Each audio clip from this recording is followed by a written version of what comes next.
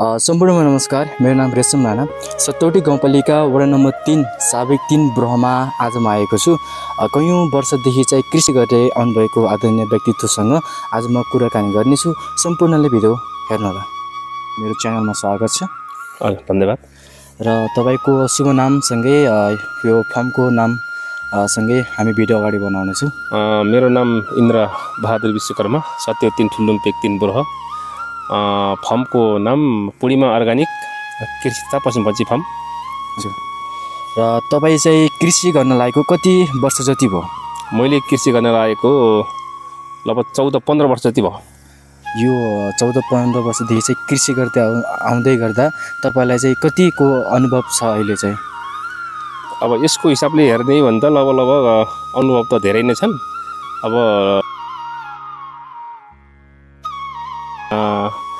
कुराहरू पनि लगभग हामीलाई त्यो अनुभव गर्ने जस मौका मिल्यो।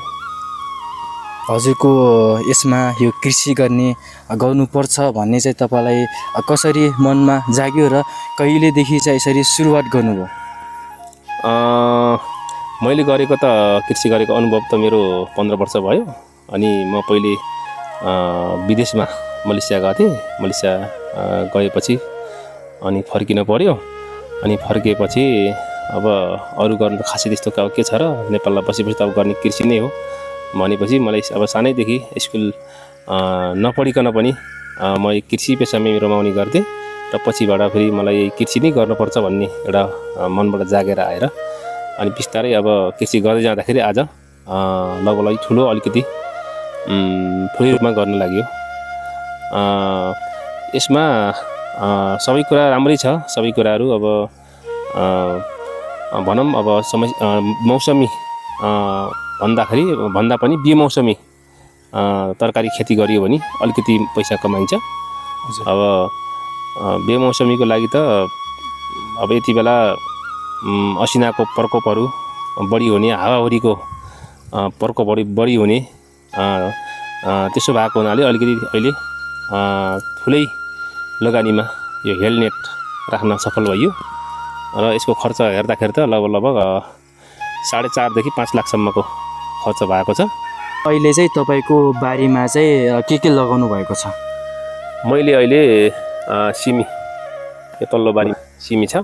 हजुर। अनि यहाँ लगभग 1600 जति यो टमाटर छ। अनि यो 1300 जति यो क्याप्सिकम छ। सिमला मिर्ची मतलब। अनि काँक्रामा टनेलमा 2 टनेलमा काँक्रा छ। सँगै यसबाट तपाईँलाई चाहिँ कति आम्दानी जति आउला? अब आम्दानी हेर्ने भने त अब मूल्यको आधारमा हुन्छ, बजारको आधारमा हुन्छ। अब मूल्य राम्रो पाइयो भने त अब तपाईँले चाहिँ 14-15 वर्षदेखि चाहिँ कृषि गर्दै आउनुभएको छ। यसमा चाहिँ एक वर्षमा चाहिँ कति खर्च र कति लगानी चाहिँ हुन्छ? लगानी त मेरो पहिलाको तुलना भन्दा त अहिलेको लगानी अनि बढी नै हो।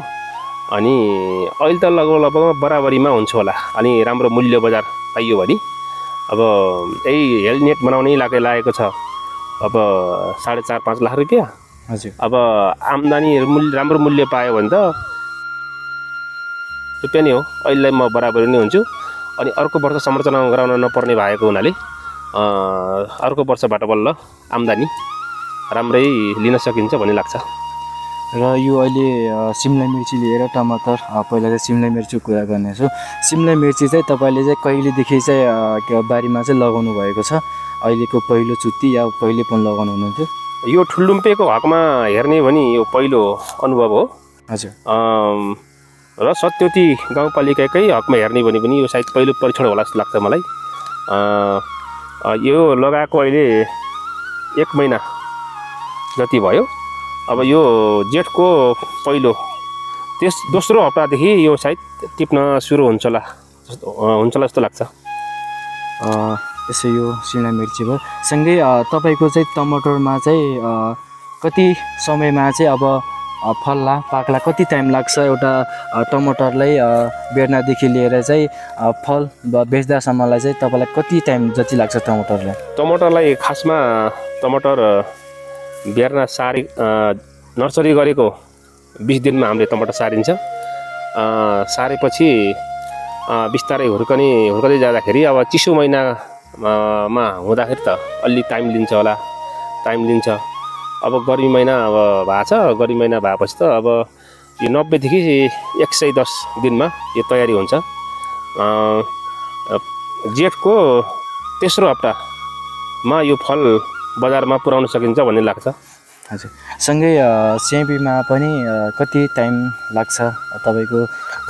सिमी त अब 15-20 दिनमा तयारी हुन्छ होला।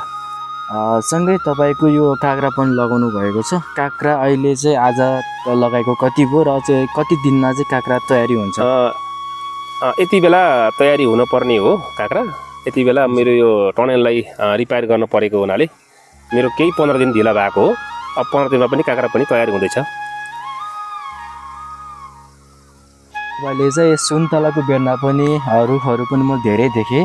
यसको बारेमा पनि त्यही भनिदिनुहोस्। तपाईँले चाहिँ कति वर्ष लाग्यो यो सुन्तला चाहिँ यसरी हुर्काउँदा र कति समयदेखि चाहिँ बजारमा ल्याउनु भएको छ र सुन्तलाको स्वाद चाहिँ कस्तो छ भनिदिनुहोस्।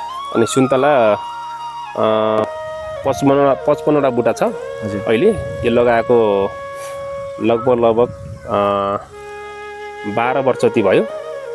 अब यो ठुल्लुम्पेको हकमा हेर्ने हो भने सुन्तलामा यो क्वालिटीको सुन्तला सायद ठुल्लुम्पेकमा छैन जस्तो लाग्छ मलाई। अति मिठो छ। अनि यो गत वर्ष भनौँ 79 को ठुलो हावाहुरी आएको कारणले गर्दा सुन्तलालाई केही क्षति भएको छ। त्यसले गर्दाखेरि कोही बुटाहरू अलिकति मर्न पनि लागेका छन्। गत वर्ष 25 क्विन्टल घरारीमा बेचियो। अब सत्यवती गाउँपालिकाले खोलेको मन्डीमा बुटोल सटर नम्बर 28 मा लगेको हो। अनि मूल्य पनि ठिकैको थियो, राम्रै भयो। अनि अहिले त्यति राम्रो बेच्न पाइएन, किन भन्दा पोहोर असिनाले थोरै क्षति बनाएको हुनाले अहिले 18 क्विन्टल जति बेच्न सफल भइयो। रेट त्यति राम्रो भने जस्तो रेट पाउन सकिएन। सँगै कृषि पनि गर्नुभएको रहेछ। सँगै मैले देखेँ तपाईँले कुखुरा पालनहरू लिएर चाहिँ सुँगुर पालन पनि गर्नुभएको रहेछ। यसको बारेमा पनि केही थोरै भनिदिनुहोस्। कुखुरा पनि छ। कुखुरा अहिले 600 जति कुखुरा छन्। बुङ्गो 2टा छ, अनि भैँसी 2टा छन्, बाख्रा 8-9वटा छन्।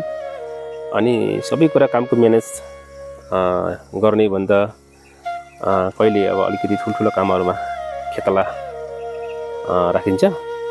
अनि अरू बेला त सबै मेरो श्रीमती र म मिलेर गरिन्छ। अनि श्रीमती एउटा वडाको जनप्रतिनिधि भएको हुनाले काममा कुनै बेला आफूले मात्र पनि गर्न स्थिति आउँछ। अनि काम जनप्रतिनिधि भएपछि जनप्रतिनिधिमा पनि जानुपर्ने। त्यसो भएर ठुल्ठुला कामहरूमा खेतलाको भर पर्नै पर्छ। यो झेक्रा यो तयारी हो। अब यो अब बिस्तारै अब माथि गइरहेछन्। अब यो जेठको तेस्रो हप्तासम्म यो फल बजारमा पुर्याउने तयारी हुन्छन्।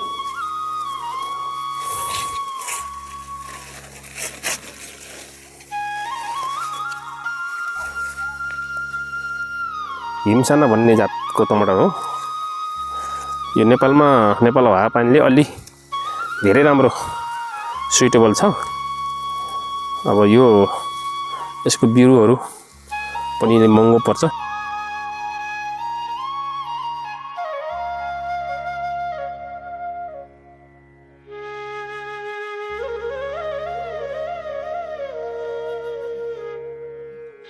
यो असिनाले निकै गत वर्ष अनि पहिलो वर्षहरू सबै असिनाले सताएको हुनाले अलि ठुलो लगानीमा यो हेलनेट यो लगाउनलाई यो तयारी गऱ्यो। अनि पछि के गर्ने के नगर्ने भन्दै गर्दा अब गरौँ त एकचोटि। अब यसको लगानी एकचोटि भनेपछि अलिकति 4-5 लाखको लगानीमा यो निर्माण भयो। यति बेला उत्पादन हुनुपर्ने अनि यो संरचना बनाउनले अलि ढिला भयो।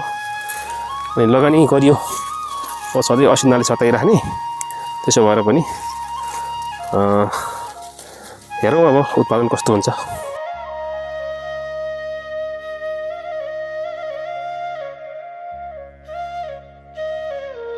लाइट हेलोजन लाइट जोडेको छु।